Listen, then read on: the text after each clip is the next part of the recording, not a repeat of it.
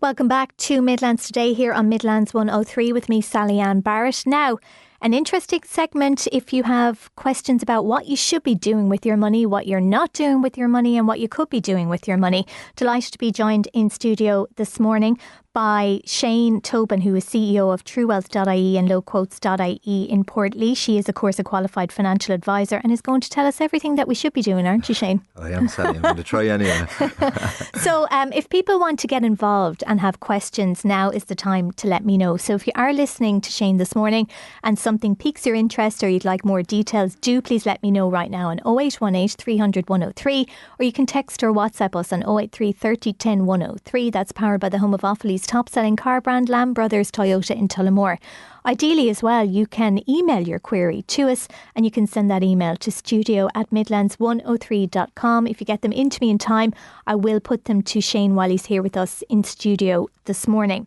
So firstly, we're going to talk about inflation today, Shane, and I suppose it's something that we hear regularly in terms of the headlines, but we don't really understand what impact it has on us as consumers.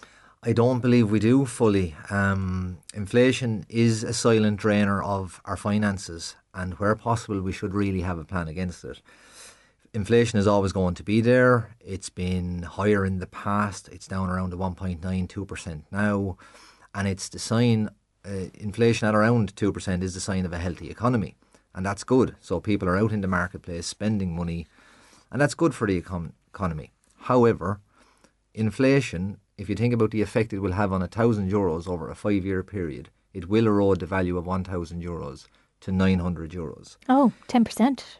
By over a 5-year period, Yeah. at inflation at 2% per year. Now, the €1,000 physically doesn't change in your bank, but what the €1,000 will purchase for you, The buying power. the buying power will change over that period.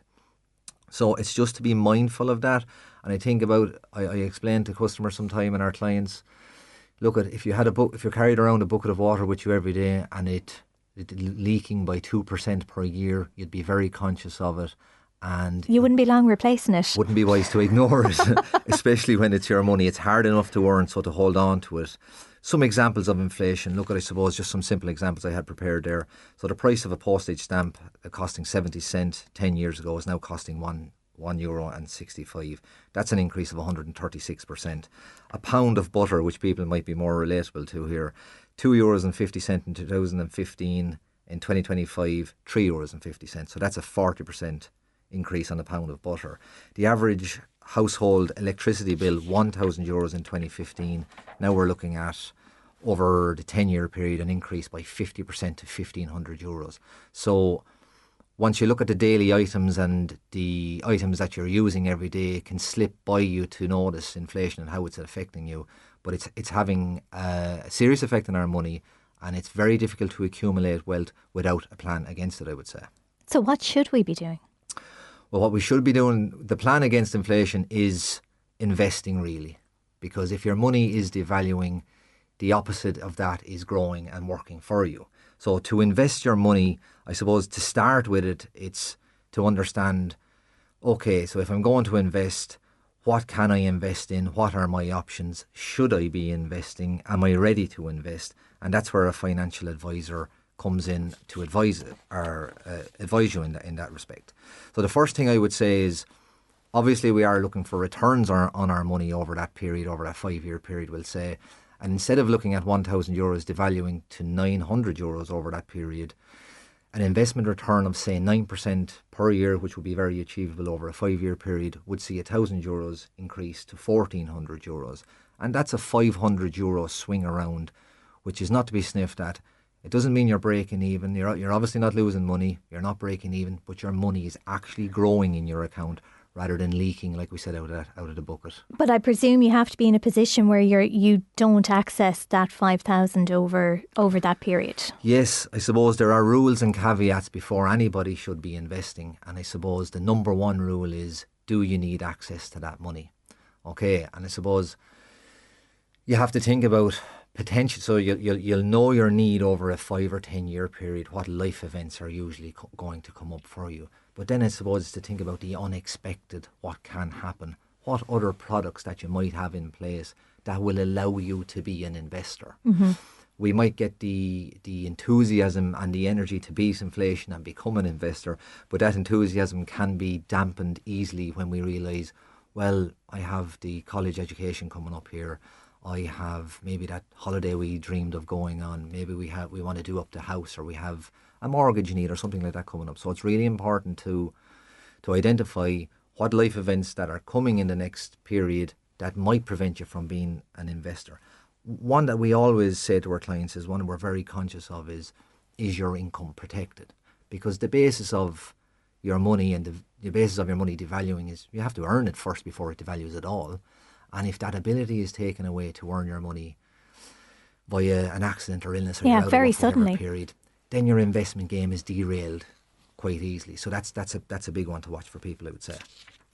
Okay, we have a number of questions that are coming in for our listeners. So what I might do is we may take our break and we might come back and deal with some of those questions, Shane, if that's okay. No bother at all. Questions in relation of the best way to save for your children's future if you're getting ready to send them off for college, and the best place to save money as well, given the current climate we're in.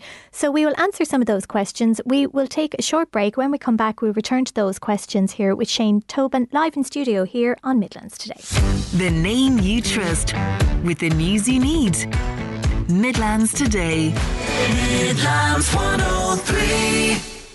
Welcome back to the show here. I'm joined live in studio this morning for Finance Matters with Shane Tobin, who's CEO of TrueWealth.ie and lowquotes.ie in Portlaoise. So Shane, just before the break, we're going to get to some of our listener questions. We were talking about investments and I suppose the top advice and the rules when it comes to this. Okay, right. So having the income protected, like we said, is number one. You're losing your income can derail your investment very quick. So having an income protection policy is a house matrix in our own business that we would be very strong with clients to advise on. The next piece is then, look at, do you have an emergency fund in place? Because emergencies happen and surprises pop up along the way. So if you have an emergency fund, you can then go to that emergency fund rather than draw from your investment fund. Your investment needs time to grow, a minimum of 5 years, I would say. There are other life events then that might pop up that would stop you from investing, like do you have the mortgage coming up? Do you have another life event that you had planned for?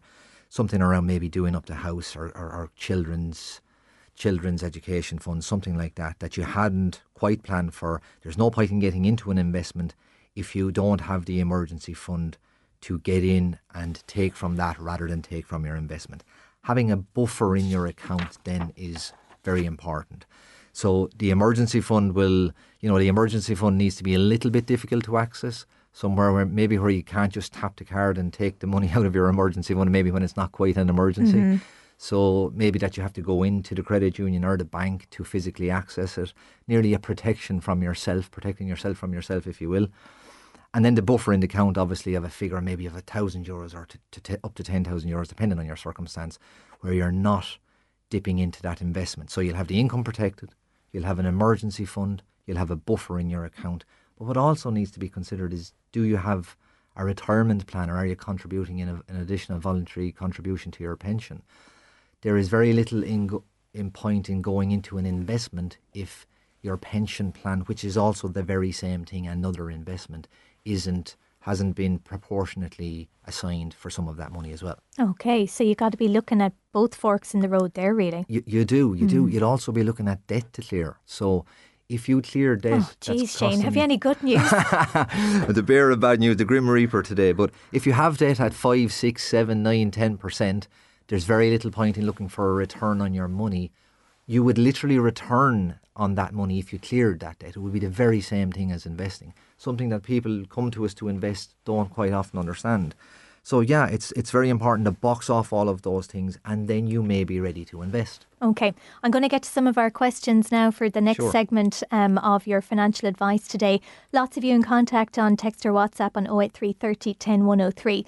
Hi, this query relates to this listener who says, I have a treatable cancer diagnosis. I pay mortgage protection every month. I have maintained mortgage payments. Do I now need to let the mortgage provider know of my diagnosis? And if so, will my insurance then increase? Well, it's very sorry to hear that news anyway straight away. And so please God, a speedy recovery there.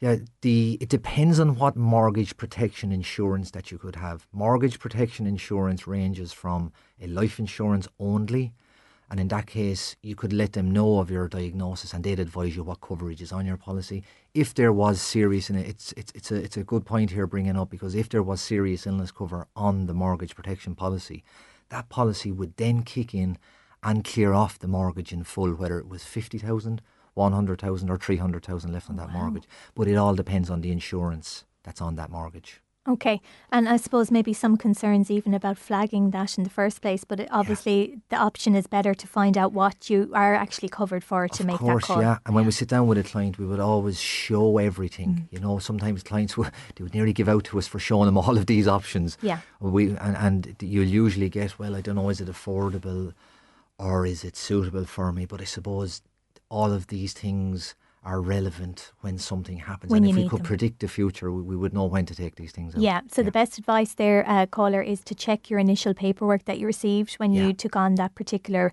protection cover. Okay, Mary's been in contact. What is the best place to save money to get a good return from it, I suppose, given the current climate? Yes, well, it depends on the end goal, what you're looking to achieve with the savings plan. So if you're looking to save money for a 5-year, anything less than a 5-year period, I would say a high interest, on-demand, easy access account, the likes of a Revolut or a Raisin, you'll get up to 3% on some of those, 2% definitely, and 3% if you're paying an additional fee on some of those platforms. So that would be instant access. You'd be earning that per year on your account. If you're looking for higher returns over the period, then 7, 8, 9, 10, 11 and 12%. The markets are typically performing around 20% last year. You'll be looking at going into the markets, of some of which we will discuss here today, and to invest some of that money in equities and with maybe a bond play as well. Well, we're back on the topic of investments, Shane, pretty quick, because it looks like a lot of our listeners have an extra 5 or 10 grand lying around that they're looking for advice on. Okay. This texter says, I'm just wondering what's the best way to invest 10,000. I'm very wary but can afford to do it. And another texter says they have 5,000 that they'd like to invest. Very good. Well, that's all good news. It's correct to be wary and should be wary. Very difficult to earn the money, so to invest it, there's a scary element to investing, and it's attached to the conversation whereby the first feeling that people come up with is, listen, I'm scared. Am I going to lose my money? Do you have to be prepared to lose it before you invest, Shane? There's two kind of answers to that, okay? The first one is picking stocks directly. Okay, I'm not a fan of, we don't do it and we wouldn't advise on it. It's like putting all of your eggs into one basket. It's like the old Aircom shares when your everyday inexperienced worker went out and invested in Aircom shares. All that had to happen was the performance go down and you lost money. Which it did. Which it did. One company, one set of circumstances, and you lost. What is most suitable, likely, for these people that are texting in here would be a well-diversified portfolio of equities in, we'll say, hundreds of companies from all around the world that will spread the risk so that you're not heavily weighted with all eggs in one basket on one company. So or another. One may go down, one may go up, and it kind of fluctuates. One gradually. will definitely go down and one will definitely go up. And over the period of time, you're looking for the increase, the average increase over that period of time. So I would say a well-diversified managed fund through a life insurance company, it's the most sound and secure way of investing, and it's where 99.9% of all of our clients will go with their 5 or 10 grand for the investment. And is there a time period that you recommend that people allow that to develop? So do you have to say, right, I'm giving it 10 years, I'm giving it 5, or, you know, what's the regular? Well, 5 is the minimum. Minimum. Okay, so when people come in and say, I'm looking for a return in 5, it's a little bit tight for us, we'll say, okay. So you need to let the investment is a way of living. Inflation is not there for 5 years. Inflation is not there for 10 years. Inflation is there for good. So your play is to be in the markets for the long term. The key is to not have to take the money out of the investment. It's like it doesn't exist. It's like it doesn't exist. But then when you need it and when the time is right to extract. Another rule, and it's a very simple rule we give to our clients, is just don't take the money out when the markets are down. Mm-hmm. And it really is as simple as that. Yeah, don't panic. Don't panic in the markets, yeah. Okay. In relation to this, another texter asking, do I need to add in the annual tax return to revenue all of the investments I decide to start investing? Do you have to put that down in your return? through these managed funds that I'm talking about, no, that is done for you before you receive the returns or any gains are realised through a managed fund, through a life office. The exit tax will be deducted for you and you will get the gain then after exit tax.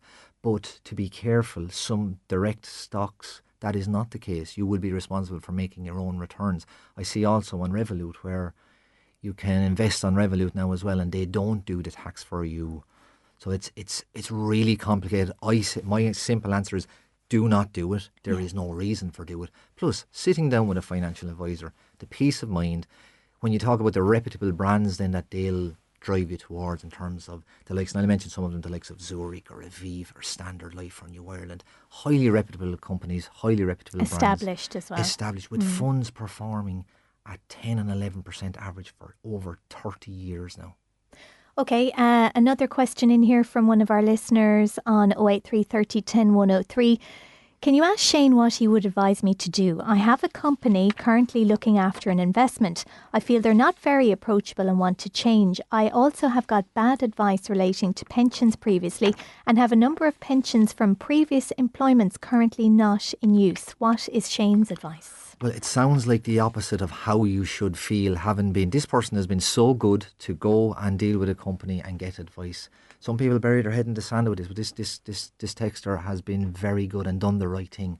Coming away from your advisor or a company feeling like that, it's a sign straight away that it's the wrong company or you're just not getting on there. The first thing a financial advisor should do is make things clear, simple, take all the nonsense and the jargon out of it, and you're left with a simple, easy to understand decision in terms of whether it's pension or investment. Okay, time is starting to come against us, but Yes. quickly, this lady texted in asking for what's the best way to save for your children's future, example for college. A great question and brilliant, and it's a great example of why people will save for the future in an investment. It depends on the time frame. So if it's a 10, 15 year time frame until the investment, until the event, the college education, then you're looking at a well diversified fund with high exposure to equities that are diversified from all sectors, tech, pharma, across the entire world, the exposure to the S&P 500 with a small protection then in bonds for a stability return on your money also. Yeah, and I would think, again, get advice on that. Possibly Absolutely, don't before you go do anything, don't go winging that on your own. Okay, great advice as always from Shane Tobin, who is CEO of TrueWealth.ie and lowquotes.ie. Thank you so much to all of you who sent in your questions for Shane. He will be back again with us in studio here on Midlands Today once again very shortly, but sage advice as well. And he's based there in Portlaoise as a qualified financial advisor. If you do want to get in contact with the offices there as well, Shane Tobin will be available to take any of your calls and queries. So lots of messages coming in throughout the programme, lots of response to that piece about should you have to redo your test once you apply for your renewal on your driver's licence. This texter says the 1979 licence, you had to be on your second provisional to get it. I got it, but have done my licence for bus and truck since. Well, I'm very glad to hear it, listener. Very glad to hear it. Top marks for you. Thank you so much to everyone who took part in the programme today. Sally-Ann Barrett sitting in with you. Will Faulkner will be back in the hot seat with you tomorrow. Once again, thank you to producer Sinead Hubble. The afternoon show with Carl James is on the way next here on Midlands 103.